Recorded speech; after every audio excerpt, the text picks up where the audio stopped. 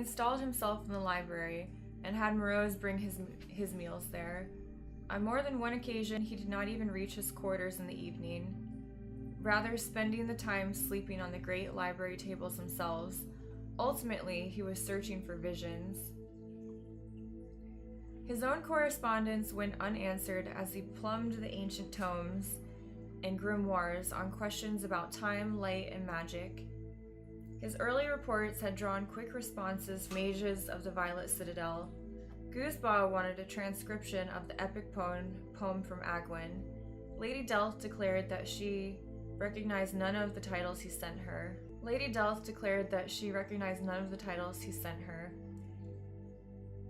Could he send them again, this time with the first paragraph of each, so she knew what they were? And Alonda was adamant that there had to be a fifth breed of troll, and that Khadgar had obviously not found the proper bestiaries.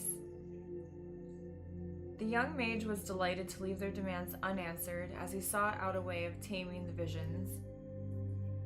The key to his incantation, it seemed, would be a simple spell of far seeing, a divination that granted sight of distant objects in far-off locations.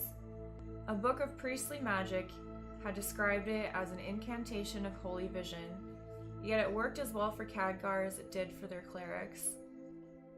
While that priestly spell functioned over space, perhaps with modification, it could function over time.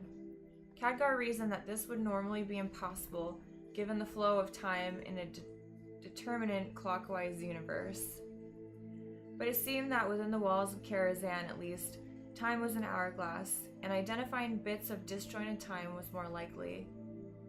And once he hooked into one grain of time, it would be easier to move that grain to another. If others had attempted this within the walls of Medivh's tower, there was no clue within the library, unless it was within the most heavily guarded or unreadable of the tomes located on the iron balcony. Curiously, the notes in Medivh's own hand were uninterested in the visions, which seemed to dominate other notes from other visitors. Did Medivh keep that information in another location? Or was he truly more interested in matters beyond the walls of the Citadel than the activities within it? Refitting a spell for a new activity was not as simple as changing an incantation here, altering a motion there. It required a deep and precise understanding of how divination worked, of what it revealed and how. When a hand motion changes or the type of incense used is deleted, the result is most likely complete failure, where the energies are dissipated harmlessly. Occasionally, the energies may go wild and out of control, but usually the only result of a failed spell is a frustrated spellcaster. In his studies, Khadgar discovered that if a spell fails in a spectacular fashion, it indicates that the failed spell is very close to the final intended spell.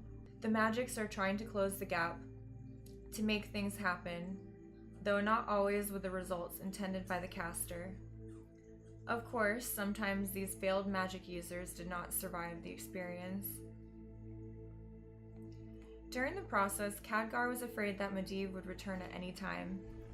Wafting back into the library, looking for the well-read epic poem or some other bit of trivia, would he tell his master what he was trying? And if he did, would Medivh encourage him or forbid him from trying to find out? After 5 days, Khadgar felt he had the spell-making complete.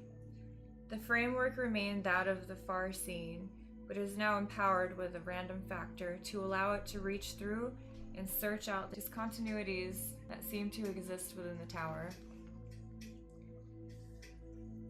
These bits of misplaced time would be a little brighter, a little hotter, or simply a little odder than the immediate surroundings, and as such attract the full force of the spell itself.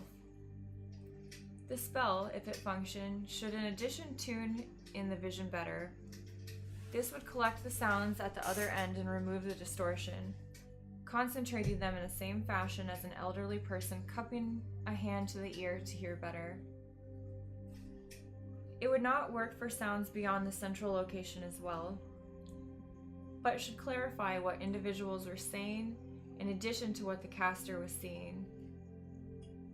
The evening of the 5th day, Khadgar had completed his calculations. The neat rows and orders of power and casting laid out in a simple script. Should something go horribly wrong, at least Medivh would figure out what had happened. Medivh, of course, kept a fully equipped pantry of spell components, including a larder of aromatic herbs and a lapidarium of crushed semi-precious stones. Of these, Khadgar chose amethyst to lay out his magic circle. In the library itself, crisscrossing it with runes of powered rose quartz. He reviewed the words of power, most of them known to the young mage before he left Dalaran, and worked through the motions, almost all of them original. Dressed in conjugation robes, more for luck than effect, he stepped within the casting circle. Khadgar let his mind settle and become calm. This was no quickly cast battle spell, or some offhand cantrip. Rather, this was a deep and powerful spell, one that if within the Violet Citadel would set off the warning abjurations of other mages and bring them flying to him. He took a deep breath and began to cast. Within his mind, the spell began to form, a warm, hot ball of energy. He could feel it congeal within him, as rainbow ripples moved across the surface. This was the core of the spell, usually quickly dispatched to alter the real world as the caster saw fit. Khadgar fitted the spear with the attributes he desired, to seek out the bits of time that seemed to haunt the tower, sort through them, and bring together a single vision, one that he could witness spread before him. The idea seemed to sync with the imagery, with the imaginary spear in his mind, and in return the spear seemed to hum at a higher pitch, awaiting only release and direction. "Bring me a vision," said the young mage. "Bring me a vision of young Medivh." With the sound of an egg imploding, the magic was gone from his mind, seeping into the real world to carry out his bidding. There was a rush of air, and as Khadgar looked around, the library began to transform as it had before, the vision moving slowly into space and time. Only when it suddenly got colder did Khadgar realize he had called up the wrong vision. It moved through the library suddenly, a cold draft as if someone had left a window open. The breeze went from a draft to a chill to an arctic blast, and despite his own knowledge that it was merely an illusion, Khadgar shivered to his core. The walls of the library fell away as the vision took hold with an expanse of white. The chill wind curled around the books and manuscripts and left a blank snow as it passed, thick and hard. Tables, shelves, and chairs were obscured, and then eliminated with the swirls of thick, heavy flakes. And Khadgar was on a hillside, his feet disappearing at his knees into a bank of snow, but leaving no mark. He was a ghost within this vision. Still, his breath frosted and curled upward as he looked around him. To his right, there was a copse of trees, dark evergreens loaded down by the passing snowstorm. Far to his left was a great white cliff. Khadgar thought it some chalky substance, and then realized it was ice, as if someone had taken a frozen river and uprooted it. The ice river was as tall as some of the mountains in Dalaran, and small dark shapes moved above it. Hawks or eagles, though they would have to be of immense size if they were truly near the ice cliffs. Ahead of him was a vale, and moving up the vale was an army. The army melted the snow as it passed, leaving a smudged mark of black behind it like a slug's trail. The members of the army were dressed in red, wearing great horned helms and long, high-backed black cloaks. They were hunters, for they wore all manner of weapons. At the head of the army, its leader bore a standard, and atop the standard rode a dripping, decapitated head. Khadgar thought it some great green-scaled beast, but stopped himself when he realized it was a dragon's head. He had seen a skull of such a creature in the Violet Citadel, but never thought he would see one that had recently been alive. How far back had his vision truly thrown him? The army of gigantic things were bellowing what could have been a marching song, though it could just as easily have been a string of curses or a challenging cry. The voices were muddled, as if they were at the bottom of a great well, but at least Khadgar could hear them. As they grew closer, Khadgar realized what they were. Their ornate helmets were not helms, but rather horns that jutted from their own flesh. Their cloaks were not garments, but great bat-like wings that jutted from their backs. Their red-tinged armor was their own thick flesh, glowing from within and melting the snow. They were demons, creatures from Goosebaw's lecture and Corrigan's hidden pamphlets, monstrous beings that exceeded even the orcs in their bloodthirst and sadism. The great, broad-bladed swords were clearly bathed in crimson, and now Khadgar could see that their bodies were spattered with gore as well. They were here, wherever and whenever here was, and they were hunting dragons. There was a soft, distorted sound behind him, no more than a footfall on a soft carpet. Khadgar turned, and he realized that he was not alone on the hillock overlooking the demon hunting party. She had come up from behind him unawares, and if she saw him, she paid him no mind. Just as the demons seemed to blight incarnate on the land, so too did she radiate her own sense of power. This was a brilliant power that seemed to fold and intensify as she glided along atop the surface of the snow itself. She was real, but her white leather boots left only the faintest marks in the snow. She was tall and powerful and unafraid of the abomination in the valley below. Her garb was as white and unspoiled as the snow around them, and she wore a vest made of small silver scales. A great white hooded fur cape with a lining of green silk billowed behind her, held at her throat by a large green stone, which matched her eyes. She wore blonde hair simply, held in place by a silver datum, and seemed less affected by the cold than the ghostly Khadgar. Yet it was her eyes that held his attention. Green as summer forest, green as polished jade, green as the ocean after a storm. Khadgar recognized those eyes, for he had felt the penetrating gaze of similar eyes, but from her son. This was Agwyn, Medivh's mother, the powerful, near-immortal mage that was so old as to become a legend. Khadgar also realized where he must be, and this was Agwyn's battle against the demon hordes, a legend saved only in fragments, in the cantos of an epic poem on the library shelf. With a pang, Khadgar realized where his spell had gone wrong. Medivh had asked for that scroll before leaving, the last time Khadgar had seen him. Had the spell misfired, passing through a vision of Medivh himself, most recently in the very legend that he was checking? Agwyn frowned as she looked down on her demonic hunting party. The single line dividing her eyebrows showed her displeasure. Her jade eyes flashed, and Khadgar could guess that a storm of power was brewing within her. It did not take long for that anger to be released. She raised an arm, chanted a short, clipped phrase, and lightning danced from her fingertips. This was no mere conjurer's bolt, nor even the harshest strike of a summer thunderstorm. This was a shard of elemental lightning, arcing through the cold air and finding its ground in the surprised demonic armor.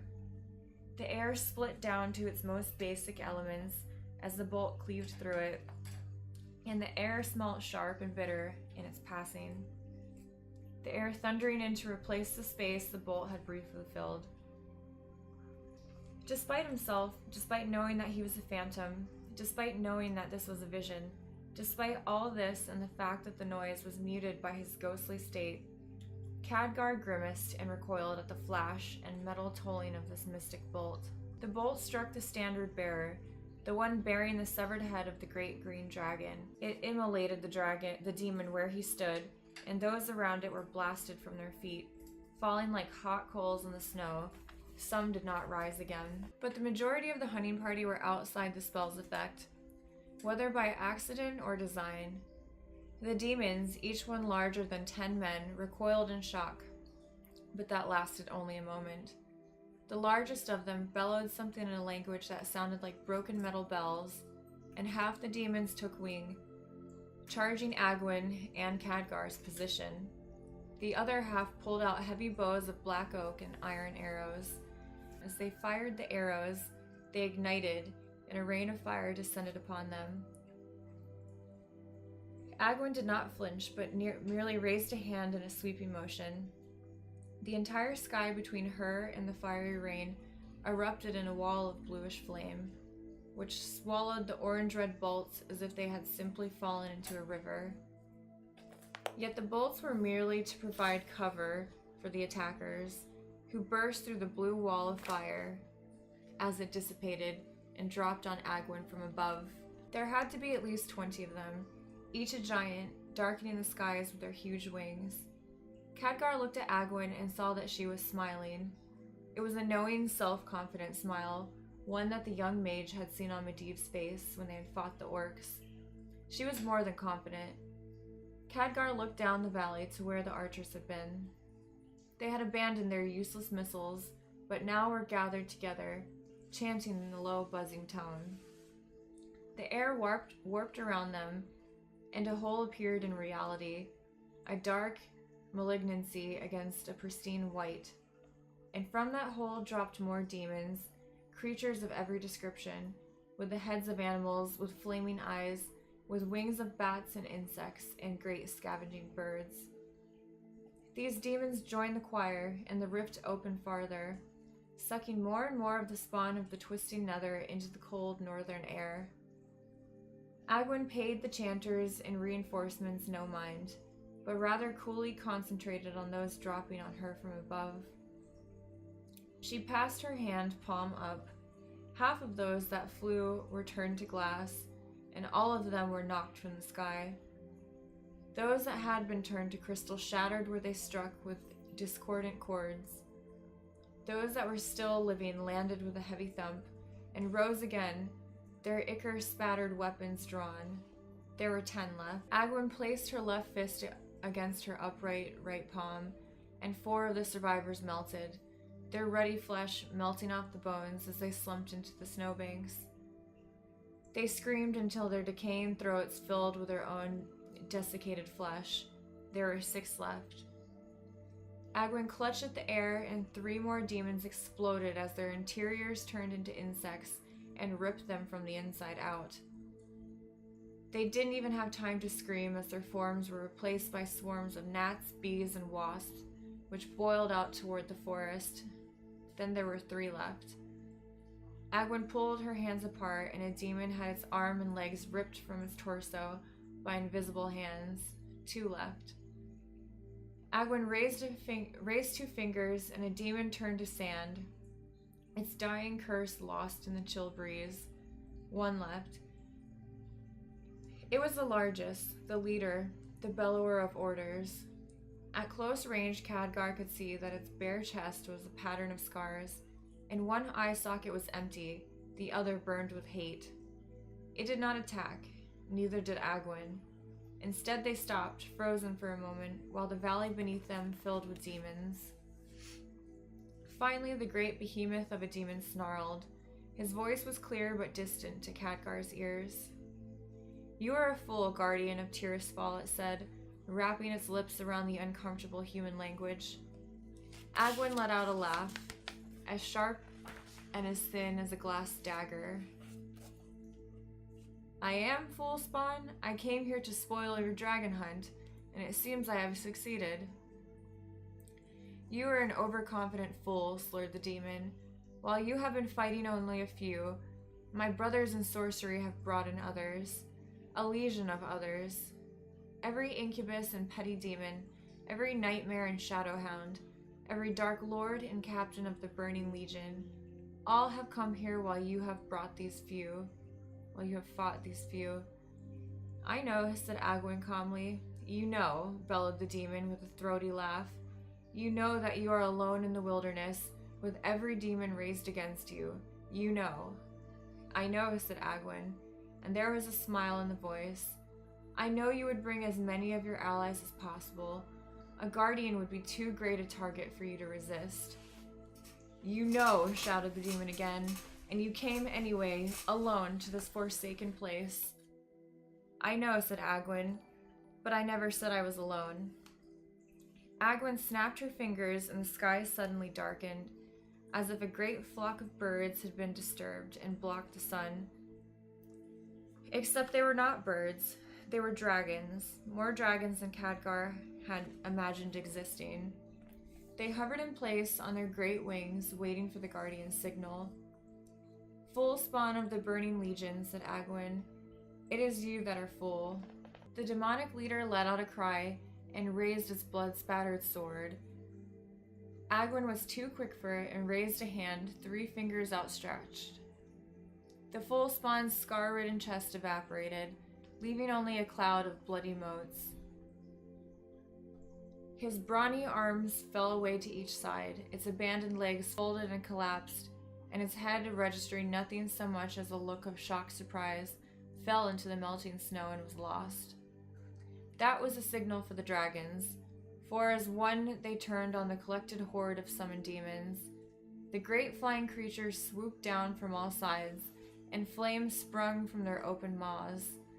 The front rows of demons were immolated, reduced to no more than ash in an instant, while others struggled to pull out their weapons, to ready their own spells, to flee the field. In the center of the army, a chant went up, this one an intense pleading and a passionate cry. These were the most powerful of the demonic spellcasters who concentrated their energies as those at the borders fought off the dragons at deadly cost. The demons regrouped and retaliated, and dragons now began to fall from the sky, their bodies riddled by iron arrows and flaming bolt, by sorcerous poisons, and by maddening visions. Still, the circle around the center of the demons shrank as more and more of the dragons took their revenge against the demons for the hunt, and the cries in the center became more desperate and indistinct. Khadgar looked at Agwin, and she was standing stock still in the snow, her fists clenched, her green eyes blazing with power, her teeth locked in a hideous grin. She was chanting too, something dark and inhuman and beyond even Khadgar's ability to recognize. She was fighting the spell the demons had constructed, but she was pulling energy from it as well, bending mystic force contained within back on itself, like layers of steel and a sword's blade are folded back on themselves to make the blade stronger and more potent. The cries of the demons in the center reached a fever pitch, and now Agwin was shouting herself. A nimbus of energy coalesced around her. Her hair was loose and flying now, and she raised both arms and unleashed the last words of her conjuration. And there was a flash at the center of the demonic horde, at the center where the casters chanted and screamed and prayed. It was a rip in the universe, this time a bright rip, as if a doorway into the sun itself had been opened. The energy spiraled outward, and the demons did not even have time to scream as it overtook them, burning them out and leaving the shadows of their aftermath as their only testament. All the demons were caught, and a few of the dragons as well, who strayed too close to the center of the demonic horde. They were caught like moths in a flame and snuffed out just as surely. Agwin let out a ragged breath and smiled. It was a smile of the wolf, of the predator, of the victor. Where the demonic horde had been, there was now a pillar of smoke, rising to the heavens in a great cloud. But as Khadgar watched, the cloud flattened and gathered in on itself, growing darker and more intense, like the anvil of a thunderhead. Yet in redoubling itself, it grew stronger, and its heart grew blacker, verging on shades of purple and ebony. And from out of the darkened cloud, Khadgar saw a god emerge. It was a titanic figure, larger than any giant of myth, greater than any dragon. Its skin looked like it was cast in bronze, and it wore black armor made of molten obsidian. Its great beard and wild hair were made of living flames, and huge horns jutted from above its dark brow. Its eyes were the color of the infinite abyss. It strode out of the dark cloud, and the earth shook where its feet fell. It carried a huge spear engraved with runes that dripped burning blood. and it had a long tail ending in a fireball. What dragons were left fled the field, heading for the dark forest and the distant cliffs. Khadgar could not blame them. As much power as Medivh held within him, as much power that his mother now showed, it was like two small candles compared to the raw power of this lord of the demons. Sargeras, hissed Agwin. Guardian, thundered the great demon, in a voice as deep as the ocean itself. In the distance, the ice cliffs collapsed rather than echo this hellish voice. The Guardian pulled herself up to her full height, brushed back a stray of blonde hair, and said, "I have broken your toys. You are finished here. Flee while you still have your life." Khadgar looked at the Guardian as if she had lost her mind.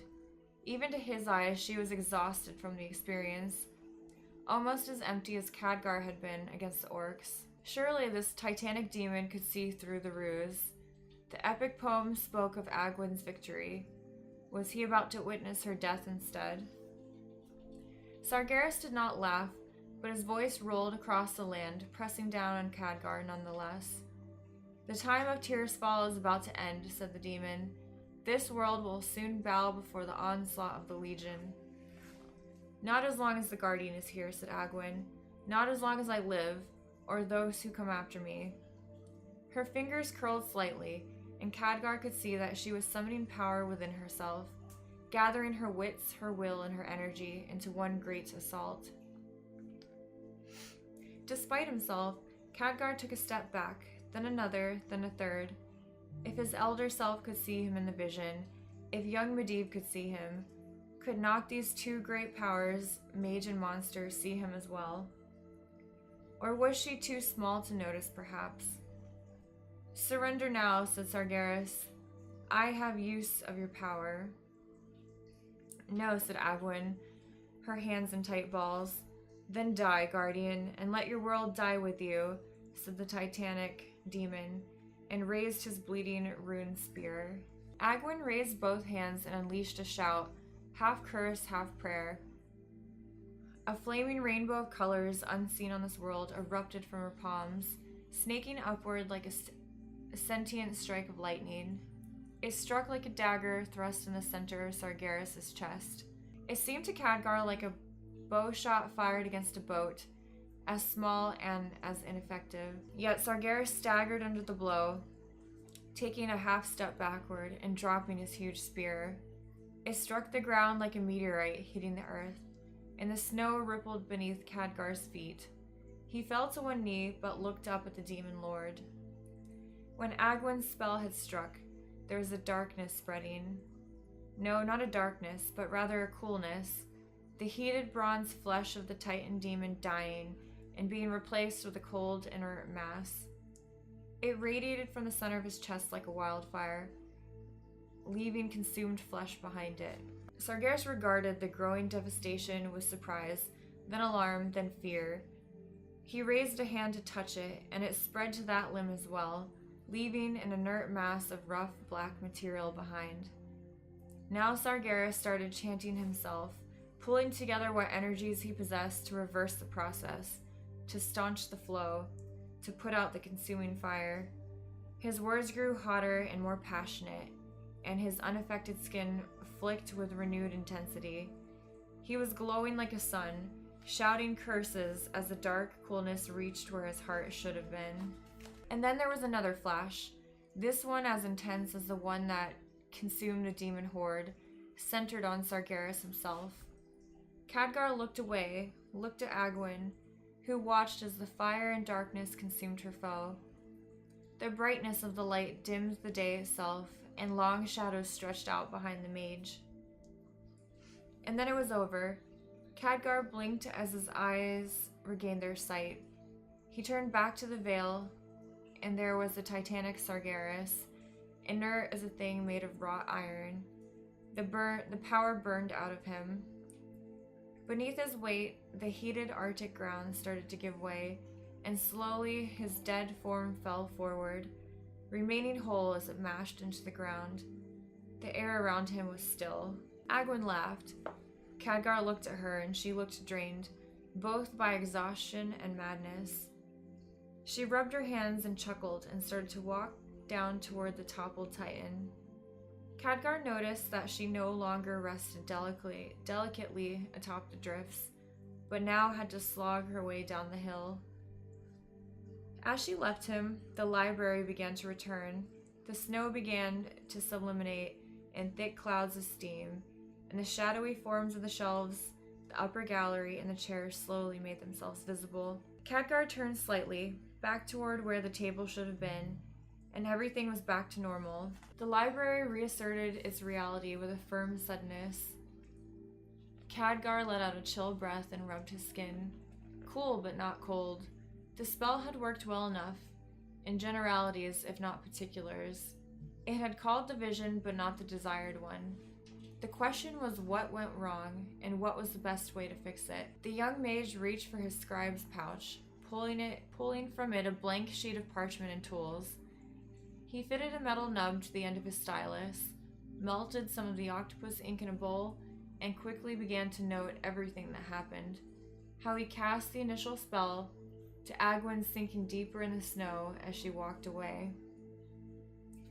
He was still working an hour later when there was a cadaverous cough at the doorway.